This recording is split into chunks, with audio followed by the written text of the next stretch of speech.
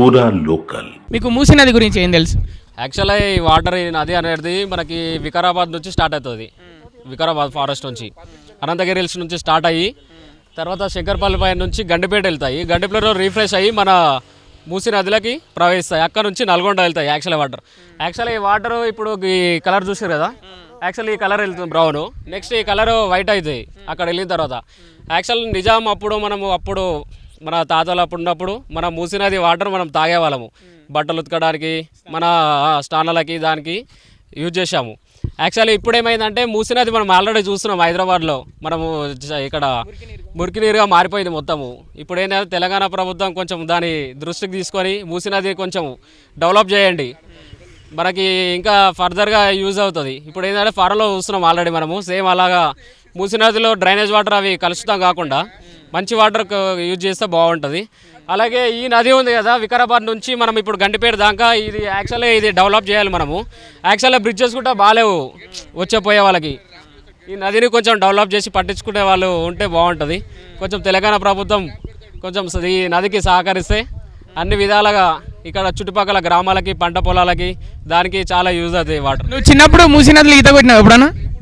ఇలా మేము చేసాం అన్న స్నానం ఆల్రెడీ. ఇలా ఇక ఒక 1 వీక్ అయితే వైట్ అయిపోతాయి వాటర్ ఇవి యాక్చువల్లీ. అప్పుడు మనం డ్రింక్ చేయొచ్చు ఈ వాటర్, ఇక్కడ ప్రస్తుతం ఇక్కడ అయితే డ్రింక్ చేయొచ్చు, అక్కడ మిక్స్ అయిపోయిన తర్వాత ఇక డ్రైనేజ్ వాటర్లో కలిసిపోతున్నాయి. అంటే ఇప్పుడు గండిపేట చెరువు కూడా కలుషితం అయిపోయింది అనుకుంటున్నారా?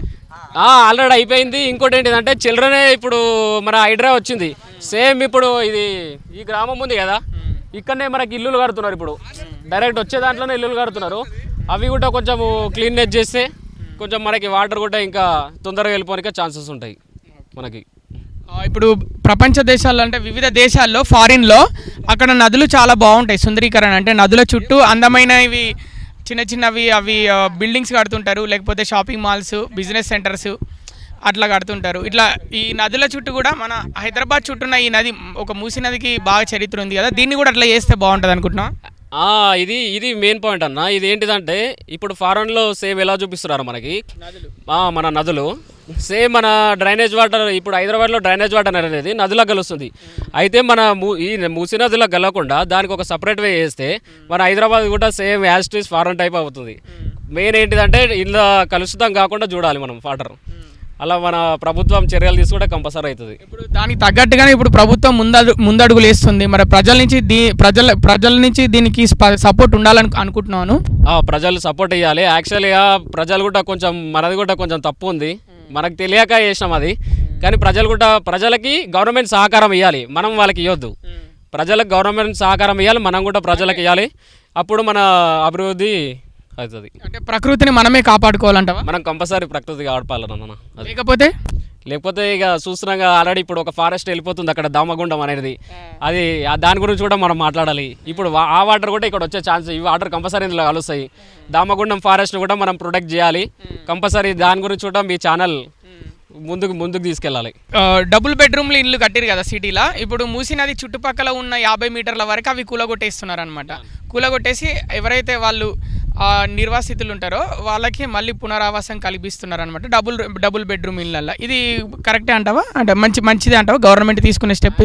యాక్చువల్లీ మనము ఇప్పుడు ఈడ తప్పు ఏంటిదంటే అమ్మిన వాళ్ళది గవర్నమెంట్ ఇచ్చినది ఫస్ట్ గవర్నమెంట్ తప్పు, ఆ ల్యాండ్ అమ్మడము ప్రజలకి గవర్నమెంట్ తప్పు, అది మనం కట్టుకున్నాం అప్పట్లో వాళ్ళ తప్పు. ఎందుకు ఇచ్చారు మరి అప్పుడు మనం అడగలేం కదా, వాళ్ళు మనకి సహకారం కల్పించారు, మనం ఉన్నాము.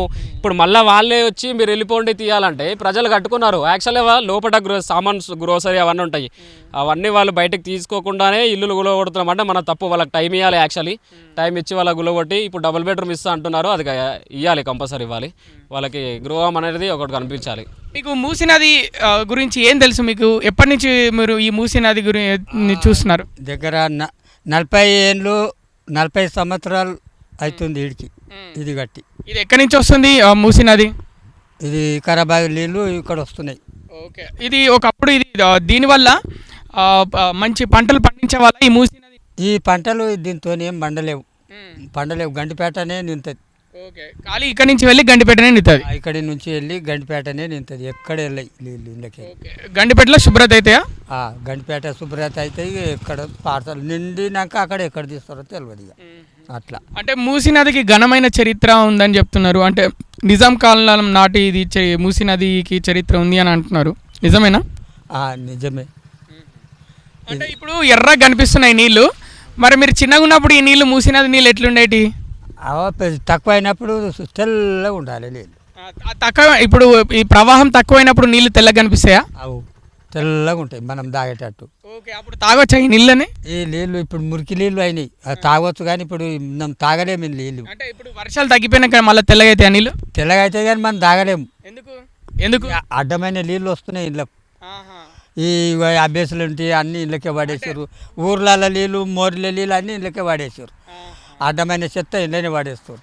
అట్లా మురికి అయిపోయింది ఆగు.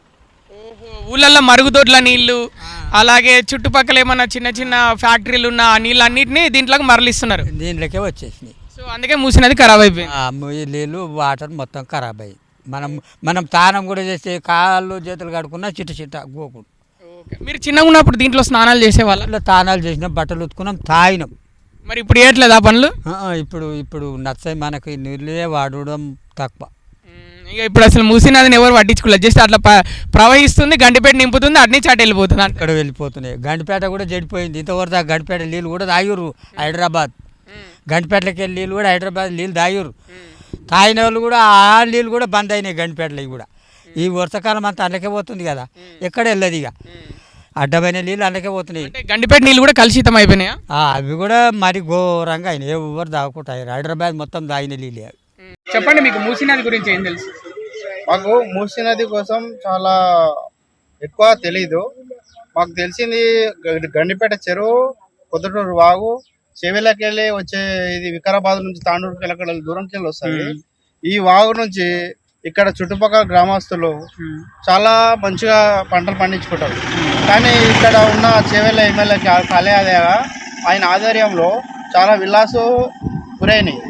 ఆ విల్లాస్ పర్మిషన్ ఇచ్చిరో వెళ్ళారో తెలియదు. వాళ్ళ ఇళ్ళలో కూడా పోయినాయి, టీవీలో కూడా వచ్చింది, వీసీసీలా అన్నిట్లో అన్ని ఛానల్లో వచ్చింది. మళ్ళీ ఈరోజు ఆయన ఎమ్మెల్యే గారు వచ్చేసి వాళ్ళు ఏం తెలియని మాట్లాడుతున్నాడు. కాకపోతే ఈ కాలేయాదయ్య గారు దీనిపైన దృష్టి పెట్టి మరి ఇక్కడ చుట్టుపక్కల గ్రామాలకు అందరికీ మంచి చేస్తే బాగుంటుంది. మరి అదేవిధంగా ఈ గండిపేట చెరువు, ఈ చెరువు నిండా ఉంటేనే మాకు అక్కడ పొలాలకు వాటర్ వస్తాయి, మేము తాగడానికి ఇళ్ళకు వాటర్ వస్తాయి. ఈ నీళ్ళు లేకపోతే మాకు తాగడానికి నీళ్ళు లేవు, ఏమి లేవు.